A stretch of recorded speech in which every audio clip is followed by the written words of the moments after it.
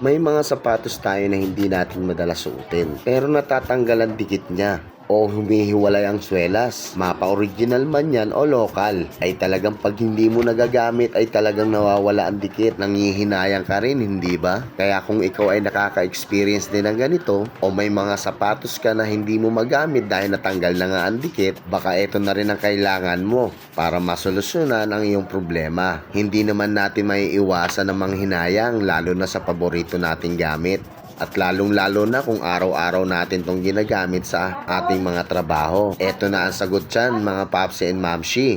Ang E7000 Multipurpose Adhesives. Ang clear glue na pwedeng-pwede sa kahit na anong tulad ng toy flowers, jewelry, metal, glass, ceramic, stone, bamboo and wood. Pwede rin siya sa leather, handicrafts, PVC, nylon, electronic component, plastic, rubber, and fiber. At syempre, pwede rin siya sa papel, mobile phone housing, LCD, diamond painting, at marami pang iba. Kaya nga multipurpose adhesives Kaya kung gusto mo rin mag-repair ng iyong mga kagamitan, tulad ng iyong paboritong sapatos, bumili ka na rin ng E7000. Panoorin mo hanggang dulo kung paano ko inayos yung sapatos ng aking anak.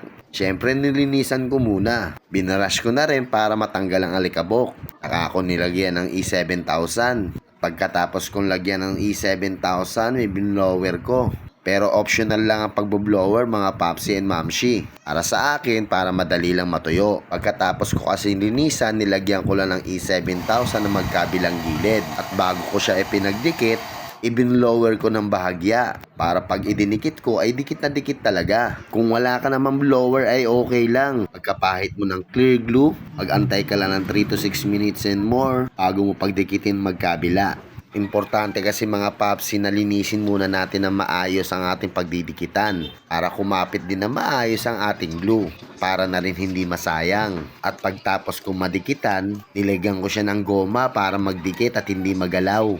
Importante kasi ma-push both sides. Maghintay ka lang ng 24 to 48 hours. At pagtapos nun, pwede mo na siyang magamit.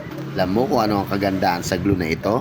Bukod sa transparent na siya, soft glue, medium pero high strength. At ang kagandahan pa, pag dinikit mo siya sa sapatos mo o anumang bagay, hindi siya namumuti. At wala ring matapang na amoy. Kaya kung sensitive ka sa matapang na amoy, ay safe ka rito. At huwag ka, Papsi and Mamshi. Nabili ko lang ito sa murang halaga. Kaya sulit na sulit ang pera mo dito. Meron siyang 50 ml at 110 ml. Kaya kung gusto mo rin ng ganito at maging sulit ang pera mo, ilalagay ko lang ang link dyan sa yellow basket. I-click mo na lang. At para na rin hindi ka mahirapan maghanap, ito nga pala ang E7000 Multipurpose Adhesives Clear Glue na pwede mong magamit sa kahit na anong kagamitan. So paano guys, mga Papsi and Mamshi? Thank you for watching and happy shopping sa TJ and Stepa for the shop. Peace!